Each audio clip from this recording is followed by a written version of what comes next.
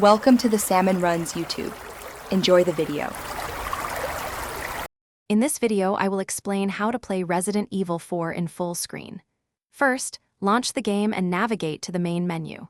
From there, find the Options or Display Settings menu. Within these settings, you should see an option for display mode. Select full screen to ensure the game occupies your entire screen.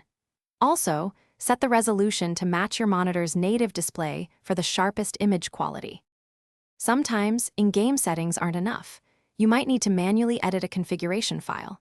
Find your Resident Evil 4 installation directory, usually within your program files. Look for a file named Setup Tool, ini or config. Ini and open it with Notepad.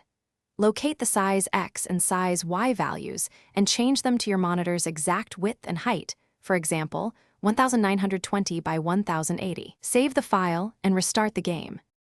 Many players encounter black bars, especially on ultra-wide monitors. The original Resident Evil 4 was designed for a 16:9 aspect ratio, which can cause these borders. For a true ultra-wide experience, consider using community-made patches or external tools such as flawless widescreen.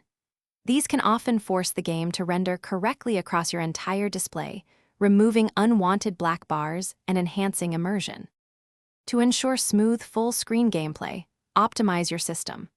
Always keep your graphics card drivers updated to the newest version. If you experience screen tearing, try disabling VSync within the game and instead enable it through your graphics card's control panel, like NVIDIA Control Panel or AMD Radeon software.